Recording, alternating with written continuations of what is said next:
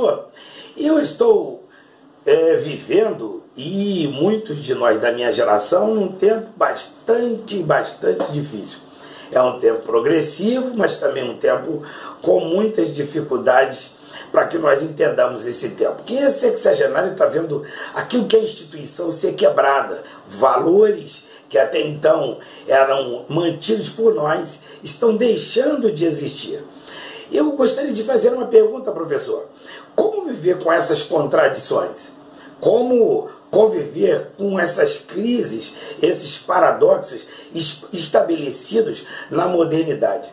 A minha cabeça, a cabeça do sexagenário, tem dado um verdadeiro nó. Será que os ensinos que aprendemos e pregamos são retrógrados, ultrapassados? Será que precisamos reaprender a viver nessa sociedade que todos os dias se transforma?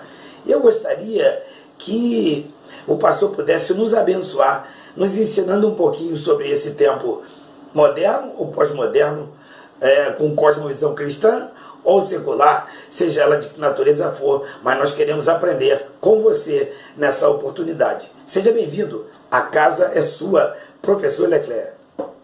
Nildo, o Evangelho, cara, a mensagem do Evangelho, que é Cristo, né? O Evangelho é Cristo. O Evangelho é a mensagem do Cristo que veio para redimir o homem e reconectar a criatura com o Criador. O Evangelho ele é supracultural e transtemporal. O que isso quer dizer? Isso significa que o Evangelho ele é suficiente para comunicar a verdade de Deus a qualquer homem, em qualquer cultura, em qualquer época, em qualquer instituição, em qualquer modelo social. A mensagem do Evangelho, que é Cristo, está acima de todas as coisas. O problema é que, quando a gente pensa nas igrejas e nas instituições, nos seminários, nos cursos e nos nossos grupos de fé, o que a gente comunica nem sempre é só o Evangelho, né? A gente acaba também definindo a maneira de viver, a gente acaba estabelecendo conexões éticas, comportamento moral, e é isso que traz impacto ao nosso coração, é isso que mexe com a gente, porque o Evangelho não muda, Cristo não muda, a palavra de Deus não muda, a mensagem de redenção não muda, mas o mundo muda, o tempo muda, e a maneira como as pessoas se comportam também muda. Não? E isso é que causa estranheza na gente, porque as gerações vão sendo transformadas, elas vão surgindo, né? As gerações antigas vão passando, as novas vão chegando e a maneira de viver se modifica. Então, deixa eu tentar dar um exemplo para você entender como é que funciona isso na prática. É assim, se a gente só pregasse a cruz, só falasse de vida eterna, de novo nascimento, da volta de Cristo, do poder do sangue de Cristo, se a gente só falasse desses assuntos, nós não sentiríamos tanto a mudança dos tempos. Mas a gente não fala só disso. Né? Você sabe, você é um camarada que está à frente de uma comunidade, você vive cercado de líderes. As lideranças não falam só de Jesus, dependendo do lugar, às vezes nem fala de Jesus, né? Mas esse é um outro assunto. As lideranças falam de um monte de coisa. As lideranças falam sobre como você deve comer, como você deve se vestir, como deve ser o modelo da sua família, como você deve trabalhar, como você deve lidar com o dinheiro, como deve ser o seu comportamento moral. E aí, como é que as lideranças transmitem a informação? Elas transmitem essa informação, como se ela fosse essencial para a fé. Ou seja, um cristão de verdade não é aquele que tem apenas um encontro com Cristo e que aguarda a volta de Jesus. Não, o cristão de verdade é aquele que cumpre as normas estabelecidas por aquela comunidade, os padrões que são ensinados como verdade absoluta e que eles é que determinam a nossa santidade e a nossa aprovação por Deus. Deu para entender? Então, vou repetir. Nós não ensinamos apenas sobre Cristo, nós ensinamos sobre vida, sobre roupa, sobre comida, sobre esporte, sobre trabalho, sobre família, sobre sexo, sobre amizade, sobre vida em sociedade. E tudo isso que a gente ensina é baseado na nossa maneira de enxergar a vida. E aí nós ensinamos as pessoas que se elas se comportarem do jeito que deve ser, do jeito que nós entendemos que é correto, elas são cristãs genuínas e assim a vida delas é aprovada por Deus. Quando eu era garoto, por exemplo, você sabe, Nildo, e outros amigos nossos também sabem, eu fui criado numa igreja pentecostal tradicional, né? A gente não podia ir à praia, a gente não podia jogar futebol, não podia ter bateria dentro da igreja, não podia ter percussão, não podia praticar esporte. Algumas igrejas, inclusive, ensinavam que a gente não podia ver televisão, não podia frequentar algumas festas, não podia comer determinadas coisas. E tudo isso era transmitido para nós como se fosse uma característica moral de um cristão, de uma cristã que nasceu de novo e que tem a sua vida aprovada por Deus. Agora você imagine todos aqueles líderes que durante décadas ensinavam e ensinaram que não podia fazer isso, aquilo outro. Imagine como eles ficaram, como eles se sentiram vendo as gerações seguintes fazendo tudo ao contrário. Tudo ao contrário. Eu me lembro de um líder da minha igreja, lá, um pastor já aposentado, jubilado. Na nossa igreja não podia bater palma, né? Não podia bater palma na hora do culto. Isso era coisa de gente muito pecadora. Mas ele foi convidado para pregar numa outra igreja. E quando ele chegou lá, ele viu que as pessoas estavam batendo palma com reverência, com temor, com alegria. E quando ele retornou, ele compartilhou com as pessoas mais próximas. Puxa, eles estavam batendo palma e estavam adorando a Deus. Quer dizer, aquela visão deixou ele, assim, no mínimo, reflexivo. E o que isso ensina para a gente, Nildo? Ensina que quando as gerações mudam também os costumes, mudam também os comportamentos, as decisões, as opções, muda a maneira de enxergar o mundo e muda a moral. A única coisa que não muda é a Bíblia. Só que, muitas vezes, o que nós, eu e você, dizemos que é vontade de Deus não está na Bíblia. É o que a gente acha que é certo. Mas não necessariamente é o que a Bíblia diz que é certo. Bom, então você me pergunta, né? Como viver com esses paradoxos? Eu diria a você, amigo, que não são paradoxos, são mudanças de tempo.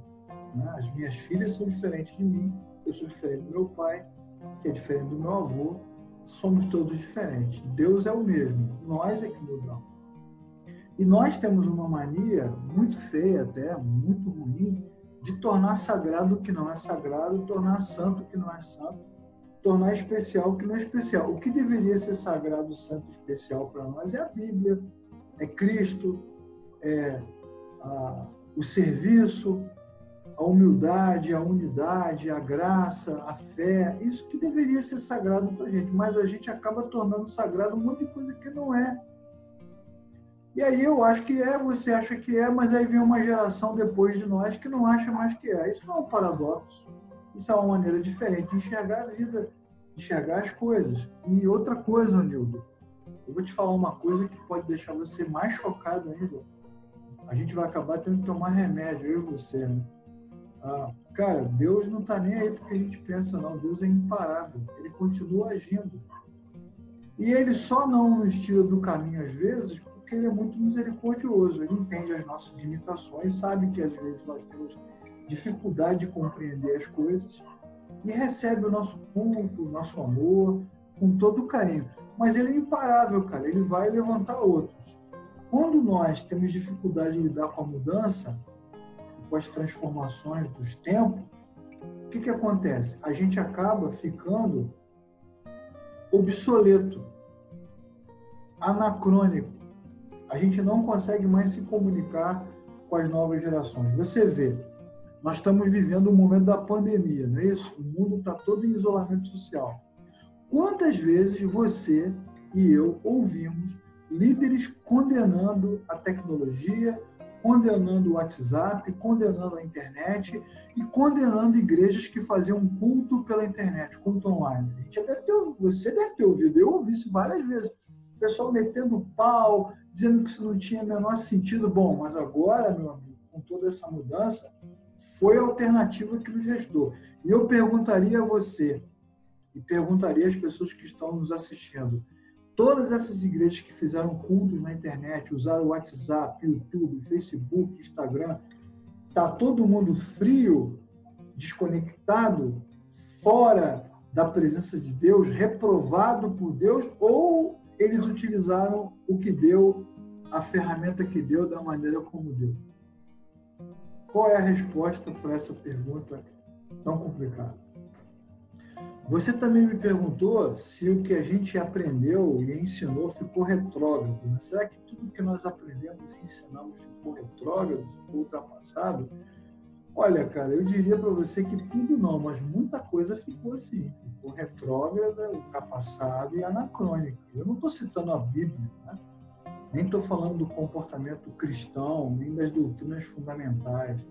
Eu estou falando do nosso olhar ético, moral, a nossa maneira de pensar sobre um monte de coisas. Eu citei para você no início das minhas respostas que quando eu era garoto, os cristãos não poderiam, por exemplo, jogar futebol. E hoje os caras fazem gol numa final de campeonato, levantam a camisa dizendo: é para Jesus, eu amo Jesus. Isso aí no meu tempo de infância era impensável, no meu tempo de adolescência, impensável, completamente impensável.